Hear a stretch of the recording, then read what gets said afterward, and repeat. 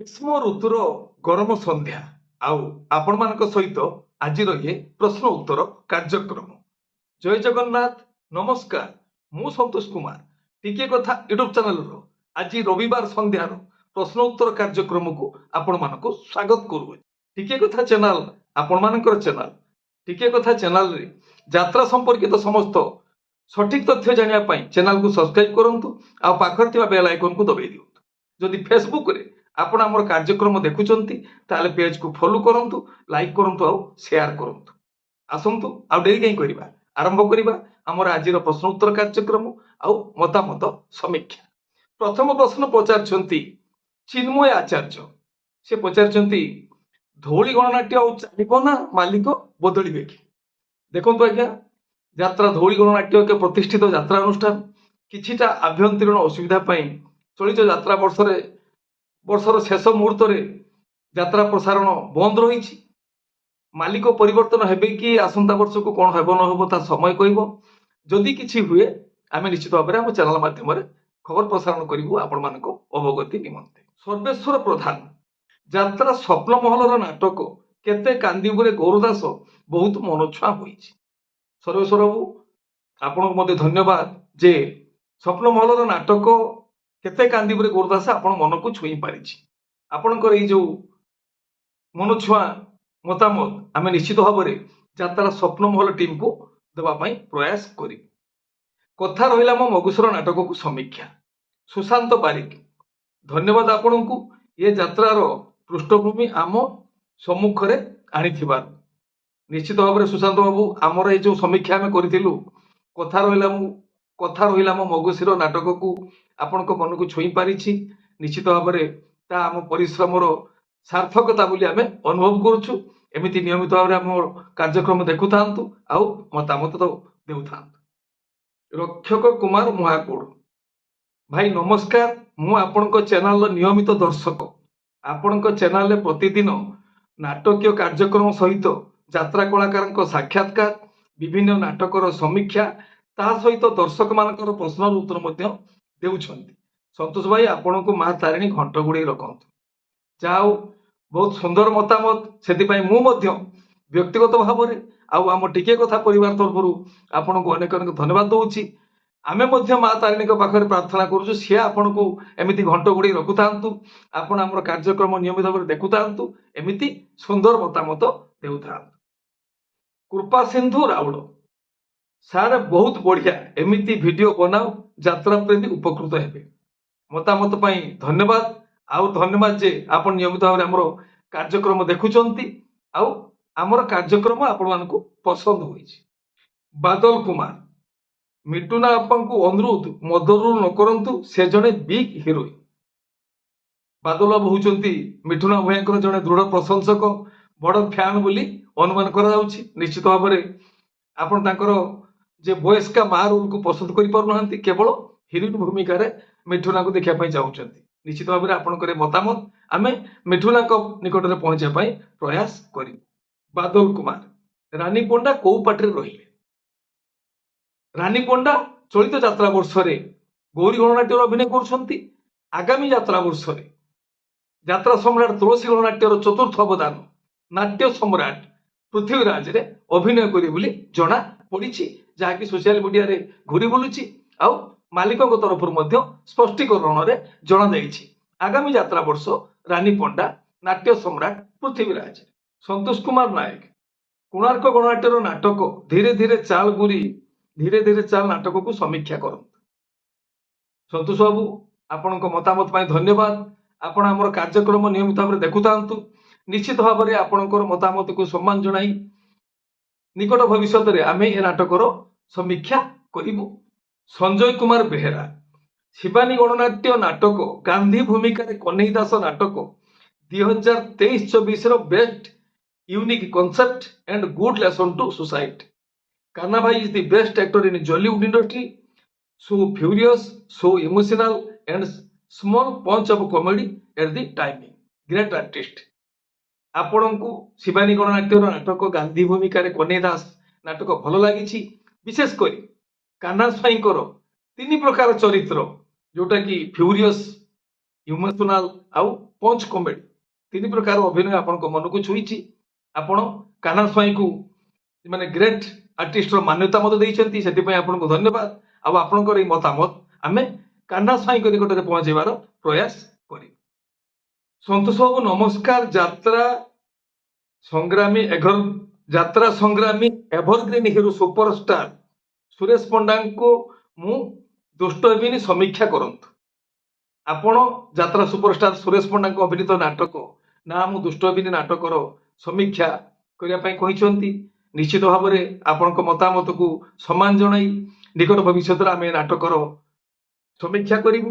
ଆଉ ଆପଣ ଚାହିଁଛନ୍ତି Suresh Panda is a diamond for Jatra industry, please ତାଙ୍କ ଇଣ୍ଟରଭ୍ୟୁ ନିଅନ୍ତୁ। ନିଶ୍ଚିତ ଭାବରେ ସୁରେଶ ପଣ୍ଡା ଯାତ୍ରା ସୁପରଷ୍ଟାର ସୁରେଶ ପଣ୍ଡା ଆମ ଯାତ୍ରା ଇଣ୍ଡଷ୍ଟ୍ରିର ଜଣେ ଭଲ ଅଭିନେତା, ଏକାଧାରରେ ପ୍ରଯୋଜକ, ପରିଚାଳକ, ନିର୍ଦ୍ଦେଶକ, ନାଟ୍ୟକାର ସବୁକିଛି।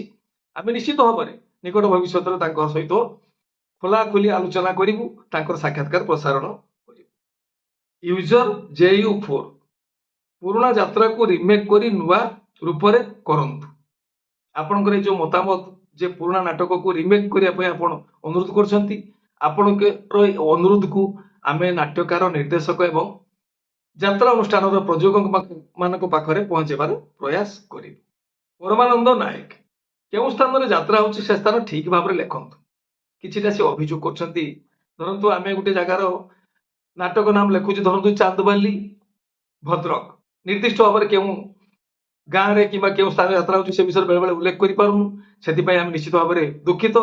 ନିକଟ ଭବିଷ୍ୟତରେ ଆମେ ଏ ଦିଗରେ ଦୃଷ୍ଟି ଦେବୁ।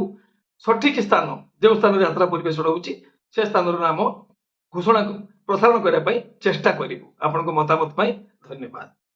ଚିନ୍ମୟ ସାହୁ ଯାତ୍ରା ଆକ୍ଟର ସାଲାରୀ ବିଷୟରେ ଗୋଟେ ଭିଡିଓ କରନ୍ତୁ। ଆଜ୍ଞା ଗୋଟେ କଥା ରହିଛି ଚିନ୍ମୟ ବାବୁ, ଚାକିରିଆଙ୍କୁ ଦରମା ପଚାରିବେ ନାହିଁ, ଝିଅଙ୍କୁ ବୟସ ପଚାରିବେ ନାହିଁ। ସେମିତି ଆଜ୍ଞା ଆମେ ଆନୁମାନିକ ହିସାବରେ ସେମାନଙ୍କର ଦରମା କେତେ ଆଲୋଚନା କରୁ କିମ୍ବା କରୁ, ନିର୍ଦ୍ଦିଷ୍ଟ ଭାବରେ ସେମାନେ କେତେ ଟଙ୍କା ନିଅନ୍ତି ତାହା ପ୍ରଯୋଜକ କୁହନ୍ତି ନାହିଁ କି କୌଣସି କଳାକାର ମଧ୍ୟ କୁହନ୍ତି ନାହିଁ। 100ରୁ 10 ଭାଗ କଳାକାର ଯୋଉମାନେ କି ସେମାନଙ୍କର ଦରମା ବିଷୟରେ ସଠିକ ତଥ୍ୟ ଦିଅନ୍ତି। ତେଣୁ ଏ ବିଷୟରେ ଆଲୋଚନା କଲେ ନିର୍ଦ୍ଦିଷ୍ଟ କିଛି ତଥ୍ୟ ମିଳିବ ନାହିଁ, ସମ୍ପୂର୍ଣ୍ଣ ସତ୍ୟ ବାହାରକୁ ଆସିବ ନାହିଁ। ତଥାପି ଚେଷ୍ଟା କରିବ ଆପଣଙ୍କ ମତାମତକୁ ସମ୍ମାନ ଜଣାଇ ଏ ବିଷୟରେ ଆଲୋଚନା କରିବା। ରଞ୍ଜିତ କୁମାର ବେହେରା ସେ ମତାମତ ଦେଇଛନ୍ତି, ଆପଣଙ୍କ ଚ୍ୟାନେଲ ମତେ ବହୁତ ଭଲ ଲାଗୁଛି ଆଉ ମତେ ଯାତ୍ରା ବହୁତ ଭଲ ଲାଗେ। ଗୋଟେ କଥା, ଆଗ ଭଳି ନାଟକ ଆଉ କାହିଁ ଦେଖିବାକୁ ମିଳୁନି। ନାଟକ ଏମିତି ହବା ଦରକାର ଯେମିତି ଦର୍ଶକ ଭଗବାନ ନାଟକ ଦେଖିକି କହିବେ କି ଅଭିନୟ କରୁଛନ୍ତି ଆଉ କି ବହି କରିଛନ୍ତି, ଯିଏ ଦେଖିବ ସେ କାନ୍ଦିବ। ଏମିତି ନାଟକ ହେବା ଦରକାର ଯେମିତି ଅଧା ରାତିର ସାଥୀ। ସିଏ ବର୍ତ୍ତମାନର ନାଟକ, ବର୍ତ୍ତମାନ ଯେଉଁ ନାଟକ ପରିବେଷଣ ହଉଛୁ ସେ ନାଟକର ଯେଉଁ କାହାଣୀକୁ ନେଇ ସନ୍ତୁଷ୍ଟ ନୁହନ୍ତି ବୋଲି ତାଙ୍କ ମତାମତ ଜଣାପଡୁଛି। କେବଳ ସେ ଅଧା ରାତି ନାଟକଟିକୁ ପସନ୍ଦ କରିଛନ୍ତି। ତାଙ୍କର କହିବାର କଥା, ଯାତ୍ରା ଦର୍ଶକ ଦେବତା ନାଟକ ଦେଖିବେ ଆଉ ହଲରୁ ବାହାରିଲା ପରେ ଆଲୋଚନା କରିବେ ଯେ ମୁଁ କି ଅଭିନୟ କରୁଛନ୍ତି, ସେ ମାନେ କଳାକାରଙ୍କର ଅଭିନୟ ବିଷୟରେ ତାରିଫ କରିବେ ଆଉ ନାଟ୍ୟକାରଙ୍କ ନିର୍ଦ୍ଦେଶକଙ୍କ ସମ୍ପର୍କ ମଧ୍ୟ ଆଲୋଚନା କରିବେ। ତେଣୁ ସେମିତି ମନଛୁଆ ନାଟକ କରିବା ପାଇଁ ସେ ତାଙ୍କର ମତାମତ ଦେଇଛନ୍ତି। ତାଙ୍କର ମତାମତ ଆମେ ସମସ୍ତ ଯାତ୍ରା ଅନୁଷ୍ଠାନର ଯାତ୍ରା ପ୍ରଯୋଜକ ଆଉ ପରିଚାଳକ, ନାଟ୍ୟକାର, ନିର୍ଦ୍ଦେଶକ, ସଙ୍ଗୀତ ନିର୍ଦ୍ଦେଶକ ପାଖରେ ପହଞ୍ଚାଇବାର ପ୍ରୟାସ କରିବୁ। ସଞ୍ଜୟ ରାଉତ ତୋରିମୂଳ ଆନନ୍ଦ କେନ୍ଦୁଝରରୁ ସେ ଲେଖିଛନ୍ତି, ଓଡ଼ିଶାରେ ଗଢି ଉଠିଥିବା ସମସ୍ତ ଯାତ୍ରା ପାର୍ଟି ମାଲିକଙ୍କୁ ମୋର ମଥା ନୂଆ ପ୍ରଣାମ। ସେମାନେ ଜଣେ ଜଣେ ଜୀବନ୍ତ ଦେବତା।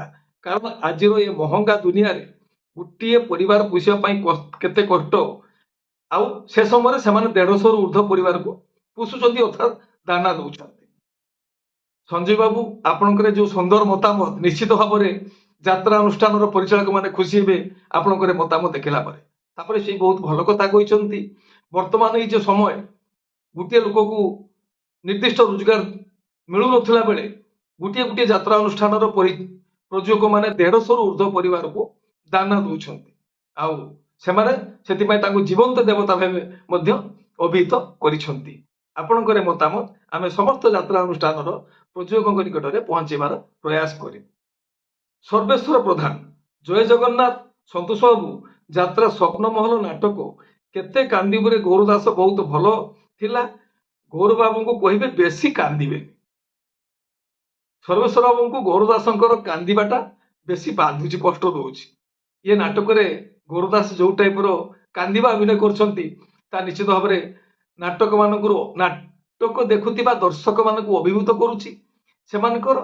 ସେମାନେ ବହୁତ ମାତ୍ରାରେ ଇନ୍ସପାୟାର ହଉଛନ୍ତି ଏ ନାଟକର ଗୌର ଦାସଙ୍କ ଅଭିନୟ ଦେଖି। ଠିକ ଅଛି, ଆପଣ ଯେଉଁ ମତାମତ ଦେଇଛନ୍ତି ଆମେ ଗୌର ଦାସଙ୍କ ନିକଟରେ ପହଞ୍ଚାଇବାର ପ୍ରୟାସ କରିବୁ। ଦିଲ୍ଲୀପ ନାୟକ ବଇଞ୍ଚା, ଧନ୍ୟବାଦ।